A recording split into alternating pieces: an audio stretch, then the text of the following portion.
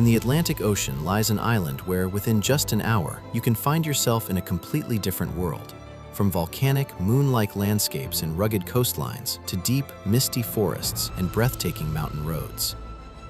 In the middle of winter, I spent 5 days exploring this incredible island, not for an all-inclusive sun holiday, but to truly discover what it has to offer. Because yes, while Tenerife is famous for sunshine and beaches, that's only a small part of what makes this island so stunning. In this video, I'll take you along to the places I visited, with practical tips, beautiful routes, and maybe even a few hidden gems. Welcome to Tenerife. To make the most of these 5 days, I land early in the morning, around 10 a.m. After picking up the rental car, I immediately begin my journey across the island and start with a hike near the small village of Las Vegas, the so-called circular Las Vegas route. The trail starts right away with a few remarkable sights.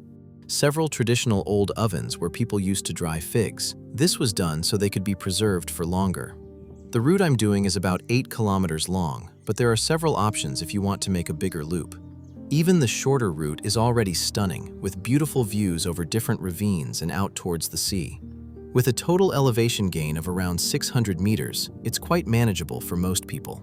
In some places, you walk alongside old and sometimes still functioning irrigation channels, which really add a whole different dimension to the hike.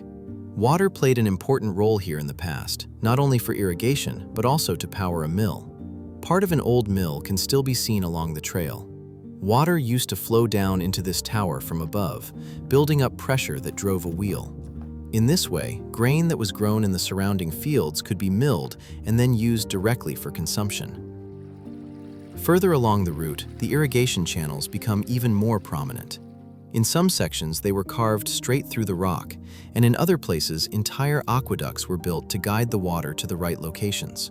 The fact that agriculture was important here is even reflected in the name Las Vegas. It literally means the fertile plains, which this place truly lives up to. While farmers today mostly live in typical Canarian houses, people in the past used to carve small homes into the rock, both to live in and to store goods. Along the way, you'll come across a few of these old cave houses, and you can even take a look inside. It's quite something to see how people built their entire lives inside these small caves. After completing this beautiful route and already diving a little into the island's history, I return to the village, where only a few dozen people live. On the edge of the village, I make one final stop at the small church, where you get a great view over the lower part of the island with the sea in the background. What's unique about this church is that it doesn't have a bell tower. Instead, the bell is hung in the tree next to it, something you definitely don't see very often. After this beautiful hike, I drive towards the coast, with a short stop along the way at Arco de Tajao. This impressive natural rock arch is one of the most well-known arches on the island. The arch is about 30 meters long and 10 meters high, and it's formed from hard and soft layers of volcanic material that have been carved out over time by wind, water, and erosion. Its location in an almost desert-like landscape makes it the perfect spot for a great photo. Along the coastline lies the authentic and small fishing village of San Miguel de Tajao. With around 300 inhabitants, it has a rustic, non-touristy atmosphere and a small harbor with traditional fishing boats.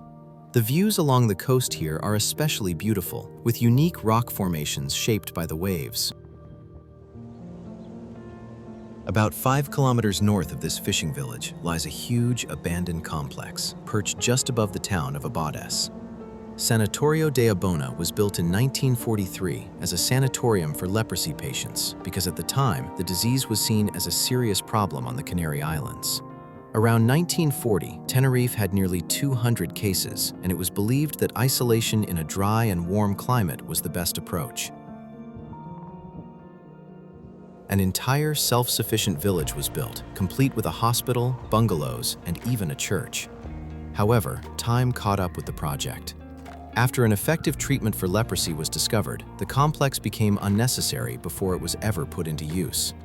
Construction was halted, no patients were ever officially admitted, and the site was left behind with many unfinished buildings. In the years that followed, the area was used as a military training location in the 1960s, and in 2002, it was sold with plans to turn it into a resort, but that never happened either. The site is accessible from the village, and it almost feels unreal to walk around such an enormous abandoned place. Over the years, the buildings have become a canvas for countless graffiti artists, giving the location a completely different atmosphere. The most striking sight is the imposing church, especially with the large cross that is still standing inside the entrance hall. Knowing that this place was once intended to isolate people, you can still feel that in the remote setting and the small living spaces. It doesn't feel like just one abandoned building, it feels like an entire abandoned neighborhood where you're still walking through the streets. By now, late afternoon has already arrived, and I start driving towards my hotel in Puerto de la Cruz. Since it's located on the other side of the island, I take the route through the mountains so I can enjoy the views from above along the way. Pretty quickly, I find myself driving into the clouds that hang against the mountainside. For a moment, I think the view won't get any better than this, but luckily, the cloud layer isn't very thick, and soon I break through and end up above the clouds. Along the way, I pass one of the most spectacular viewpoints on the island, Mirador de Chipeque. It sits at an altitude of 1,830 meters and offers an incredible view over the Orotava Valley and Tenerife's northern coastline. But what most people come here for is the view of Mount Teide, which is now almost completely surrounded by a sea of clouds. Teide is also the highest mountain in Spain, and with the setting sun directly behind this impressive volcano, it's the perfect ending to my first day. And I'm clearly not the only one who thinks so, because this spot is very popular at sunset. I drive a few more kilometers and keep enjoying the stunning views before it gets completely dark.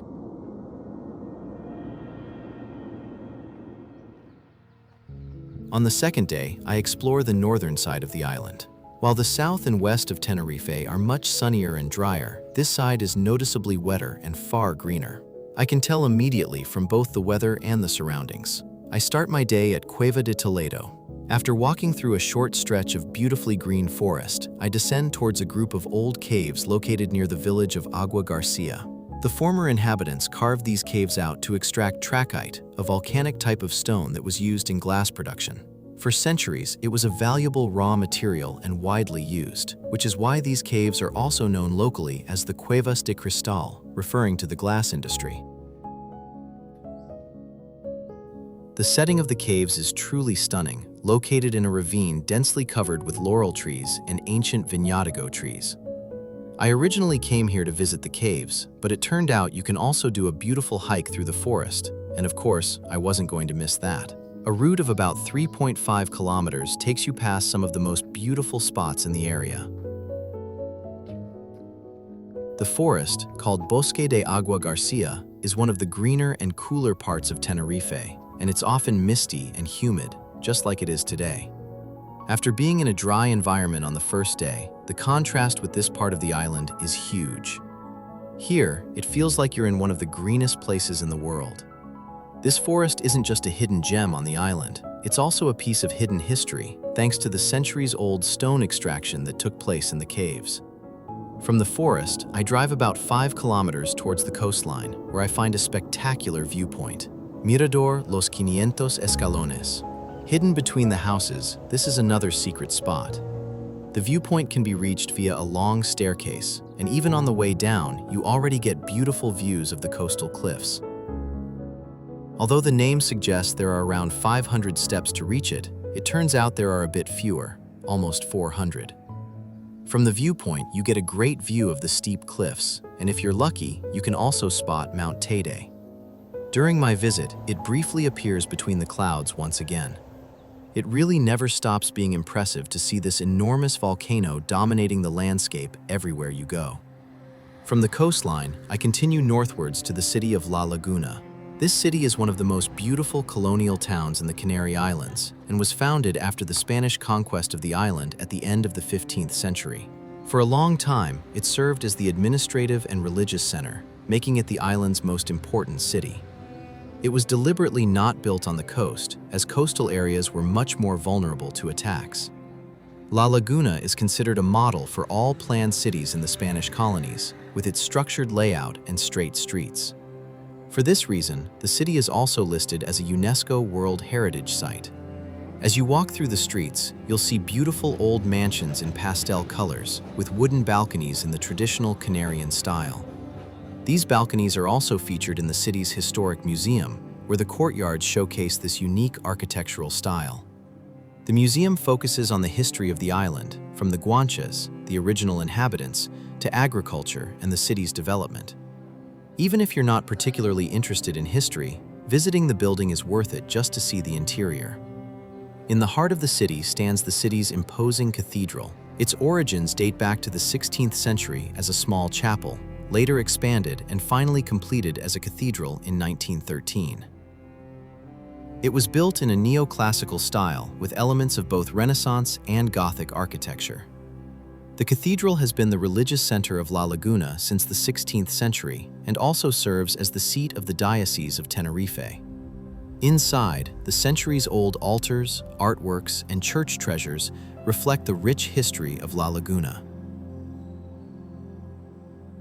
Although its higher elevation makes it less ideal weather-wise during the winter, a visit is still highly recommended. It is the historical and cultural heart of the island, perfect for anyone wanting to see more than just beaches and nature. From the city, I head into Anaga Park, a place that shows a completely different side of the island, rugged, green, and mysterious. My first stop here is the Tunel de las Hadas. This almost fairy tale-like spot really comes alive when it's a bit misty. The narrow path carved into the mountains, with ancient laurel trees forming a natural canopy, feels almost unreal. It's a place that's accessible to almost everyone, as you can park your car nearby, and it's a must-see to experience the magic of Anaga Park. I continue deeper into the park. Unfortunately, not all viewpoints are worth stopping at when the clouds and mist are thick, like Mirador Pico del Inglés, which is completely shrouded in fog. But as I keep driving, I'm lucky to find spots where the views are absolutely breathtaking. This natural park has protected status and is a UNESCO Biosphere Reserve.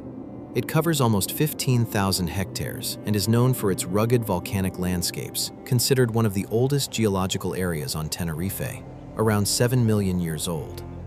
In the afternoon, I start deep in Anaga Park on the La Ensillada Loop Trail, a route known for its ancient laurel forests, cloud forests, and beautiful viewpoints. It doesn't take long to see why this trail is so special. The narrow paths are surrounded by moss-covered branches, giving the whole place a mysterious, almost fairy tale-like atmosphere. I walk the loop counterclockwise, beginning with a few kilometers along a relatively flat path until I reach the furthest point at Mirador Cabezo del Tejo. Between the mist and clouds, you can still catch glimpses of the rugged landscape, perfectly characteristic of this part of the island. It's no wonder it's so lush and green. On the way back, I follow the most scenic part of the trail, which winds entirely through the beautiful laurel forest. There are a few viewpoints along the way. Though visibility is limited in the clouds, the trail is definitely worth it. At around 7 kilometers, it's manageable for most people. If you want to hike this route, you need to request a free permit in advance. Using the app or website, linked in the description, you can book a time slot for your hike. This system helps protect the park and prevents large crowds on these narrow trails. Some other trails on the island also require permits, so always check in advance. Hiking without a permit can result in a hefty fine. By now, late afternoon has arrived, and it's time to slowly make my way back to the hotel. Just before darkness falls, I make a stop at the small mountain village of Taganana, also located in the Anaga Mountains. It's one of the oldest villages on the island, originally settled by the indigenous inhabitants. The village is reached via a narrow, winding road, and upon arrival, you immediately see how breathtakingly it is situated among the rugged rock formations. With fewer than 150 residents, it feels truly pure and authentic, as if life here exists in harmony with the surrounding nature. I climb a little on foot, since the streets in the village are too narrow for cars. The higher you go on the western side of the village, the more spectacular the views become. From Montaña del Erizo, you can really see how the landscape has been shaped. The rugged coastline with its steep, imposing rock formations makes this, in my opinion, one of the most beautiful landscapes on the island. It's the perfect way to end the day, and after a long drive back through the darkening roads, I prepare for the third day of my adventure.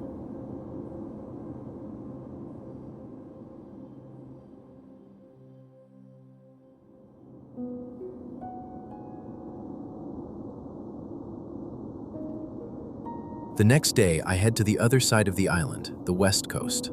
Before going there, I make a stop in Garachico, located on the northwestern coast. With around 5,000 inhabitants, it's a small and charming town with a calm and authentic atmosphere. Garachico was founded in 1496, shortly after the Spanish conquest of the island, and during the 16th and 17th centuries, it became Tenerife's most important trading town and seaport. This was mainly due to the export of wine and sugar to Europe and the Americas. In 1706, the town was struck by a major natural disaster. A volcanic eruption destroyed almost the entire harbor and a large part of the town. As a result, Garachico lost its status as an important trading and port city. Some historic structures, including parts of the old city walls and the fort, can still be seen from that early period. But even just walking through the town, you can still see and feel the history from centuries ago. That's exactly why it's well worth a visit, with its small parks in the center and the beautiful squares it has to offer.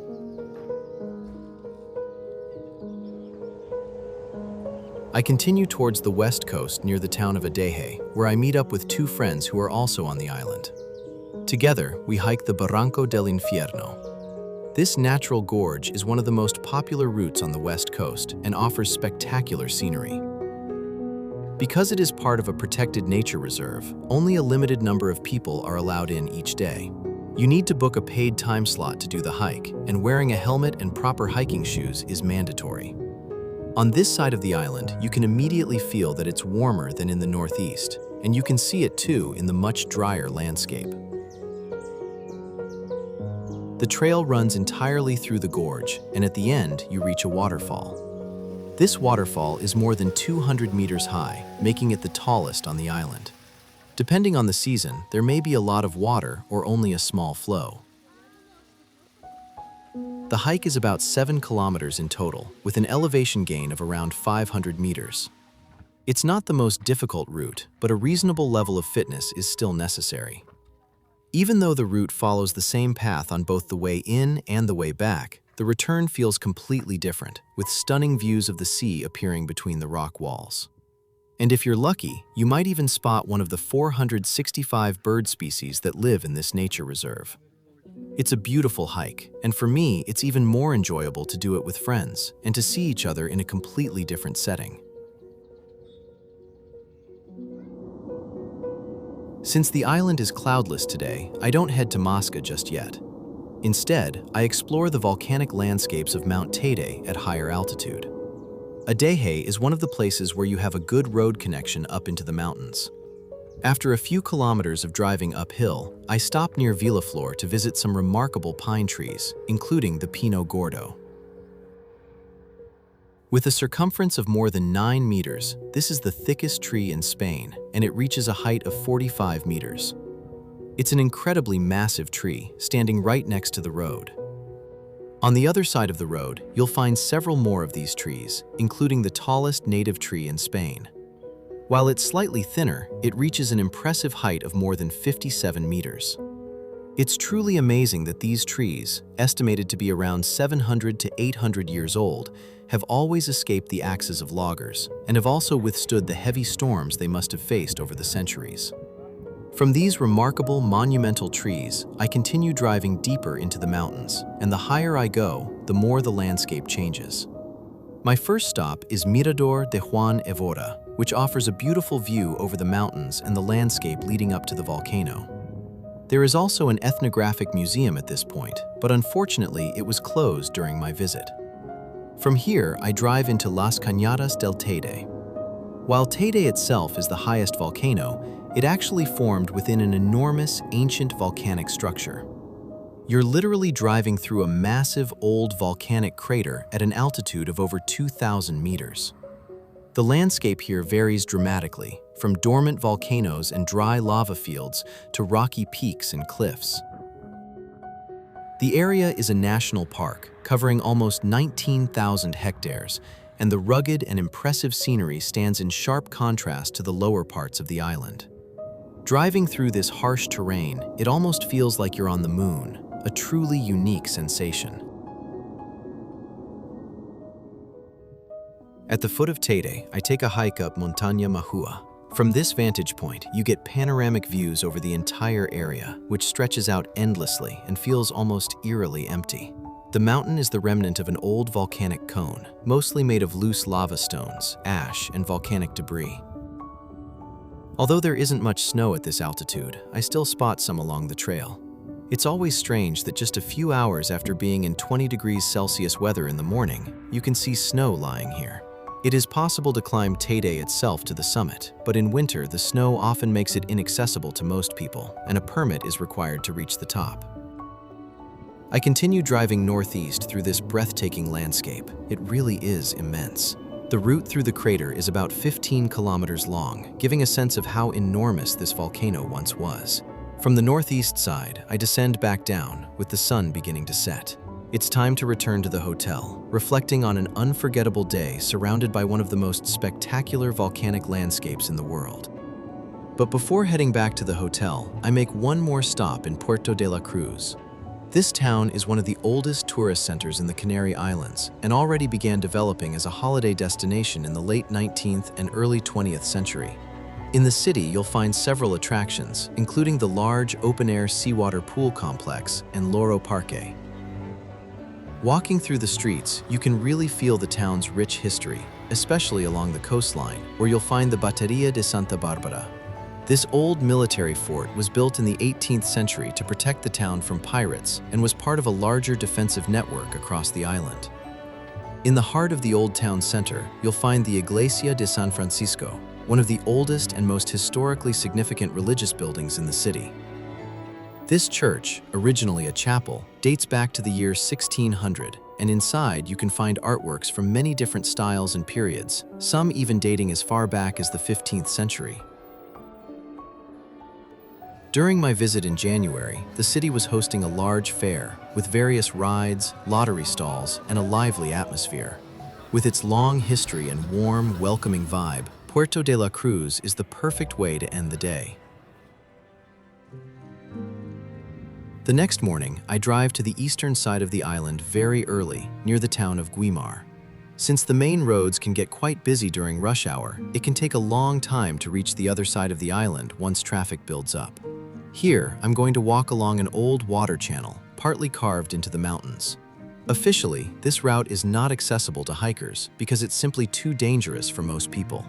So please enjoy the footage, but don't attempt this difficult route yourself, especially with its deep and steep drop-offs. After a short walk, I come across an old excavator that fell down from a higher road during an accident in 2005. From this point onwards, the first long tunnel of the network begins. The route consists of many tunnels connected by narrow paths, and it is technically quite challenging.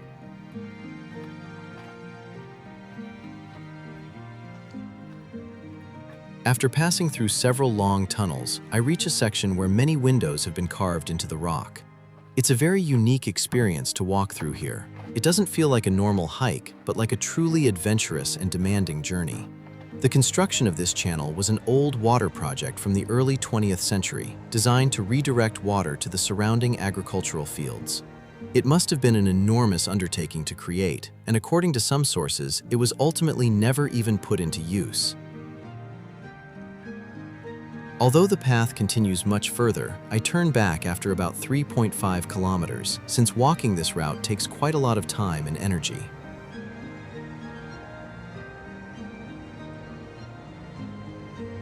I descend back down to sea level because the next stop is a place you simply can't miss when visiting this island, the capital, Santa Cruz. Together with Las Palmas de Gran Canaria, it is also the capital of the autonomous community of the Canary Islands. One remarkable building that can be seen from many places in the city is the Auditorio de Tenerife. This concert hall is the icon of the city and opened in 2003. With its large white arch, it resembles a wave or a sail. Near this modern landmark, you can also find a piece of history, a fort that remains one of the most important traces of the island's military past. The castle of St. John the Baptist was built in the 16th century to protect the coastline and the harbor. Today, it's mainly a recognizable historic point along the waterfront, but it clearly shows that this city once played a much bigger role than just being a seaside destination. I continue further into the city and take a walk through the center, where historic buildings are mixed with modern architecture. On Plaza de España stands a large monument commemorating the victims of war in Spain, especially the Spanish Civil War in the 1930s. Walking through the city, you'll come across beautiful buildings, and even with more than 200,000 inhabitants, Santa Cruz doesn't feel overwhelmingly large. Plaza del Príncipe de Asturias is another lovely and intimate square surrounded by historic buildings. Thanks to the greenery in this park-like plaza, it's a place where locals love to gather, relax, or enjoy a drink. On Plaza de la Candelaria, right next to Plaza de España, I stumble upon a hidden gem, the Tourist Information Center. It's housed in a colonial palace, and from the outside you wouldn't expect how beautiful it is inside. It was originally built as a private home for a wealthy family involved in trade and the harbor, and over the centuries it was transformed for administrative and tourism purposes. The original facade and the stunning inner courtyards have largely been preserved, so it's definitely worth stepping inside for a moment.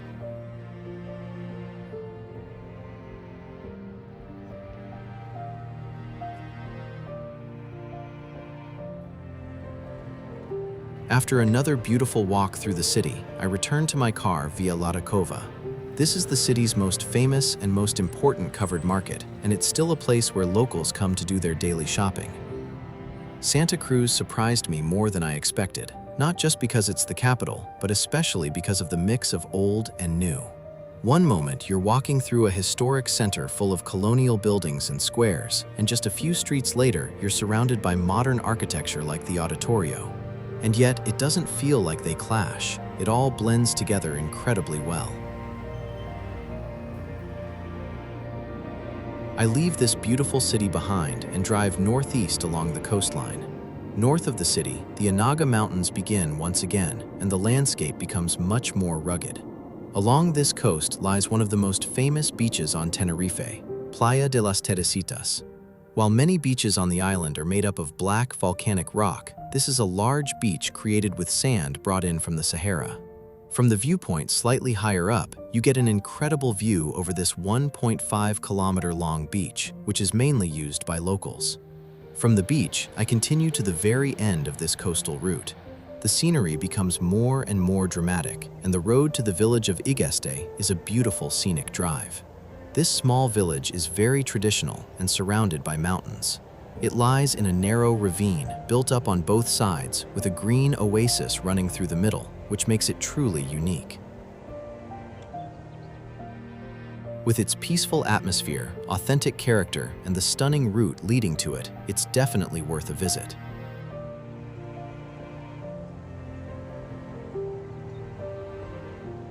The weather today is perfect to drive into Anaga Park from this village, a place that was still partly cloudy during my second day on the island with limited views.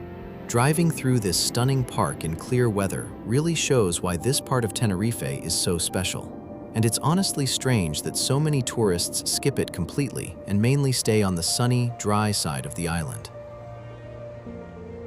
The views along the way over this rugged landscape are absolutely breathtaking, with the highlight being the route along the mountain ridge.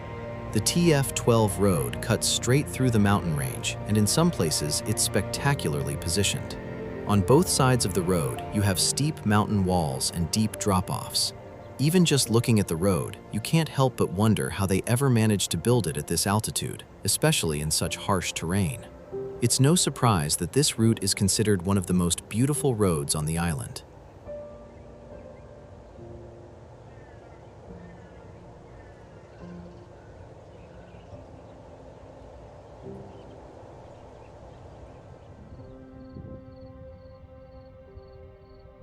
Towards the end of the afternoon, as the sun slowly begins to set, I visit another small village, also located on a smaller ridge, Taborno. This typical Anaga village is known for its incredible views and as the starting point for the hike to Roque de Taborno, often called the Matterhorn of Tenerife because of its shape. The landscape here is made up of steep slopes, deep ravines, and green forests, and all of it together creates the perfect scenery to end the day in peace.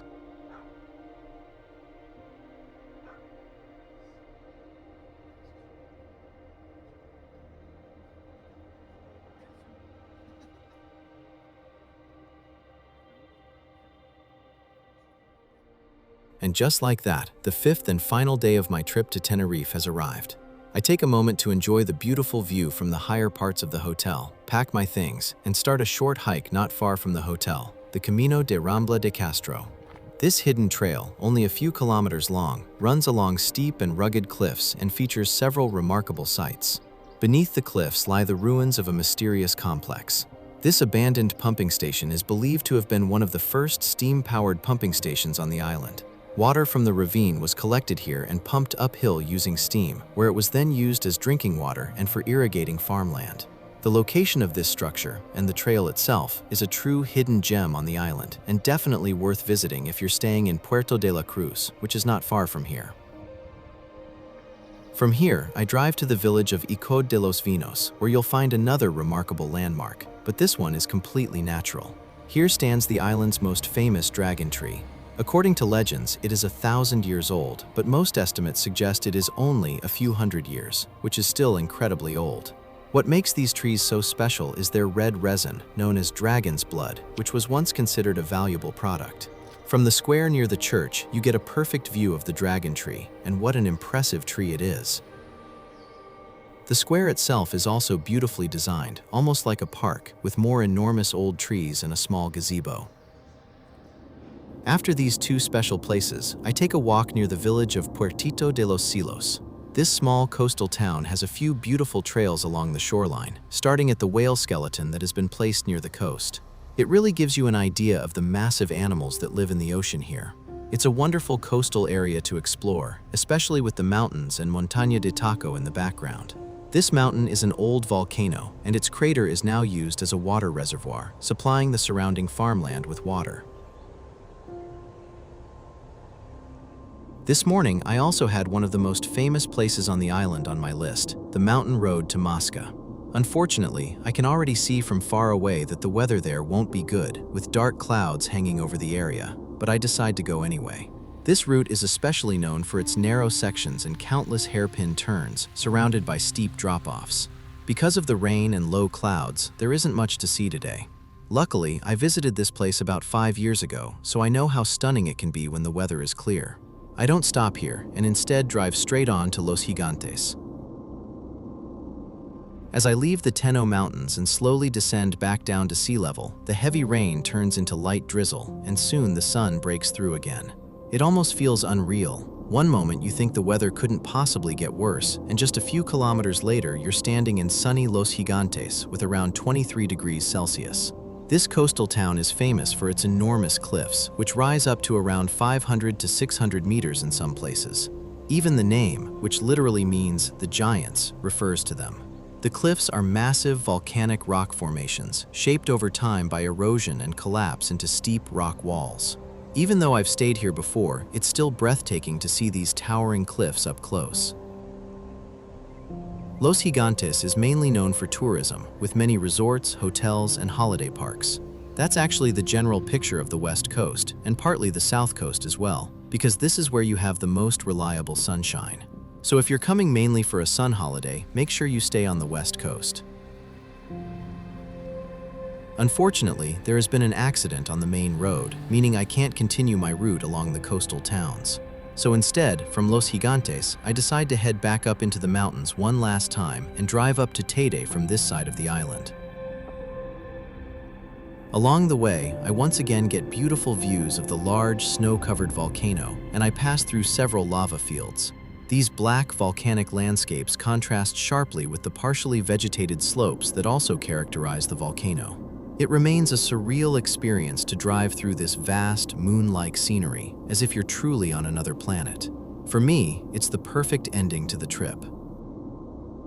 After the descent, a route I've driven before, I arrive at the airport and travel back to the cold, snowy Netherlands.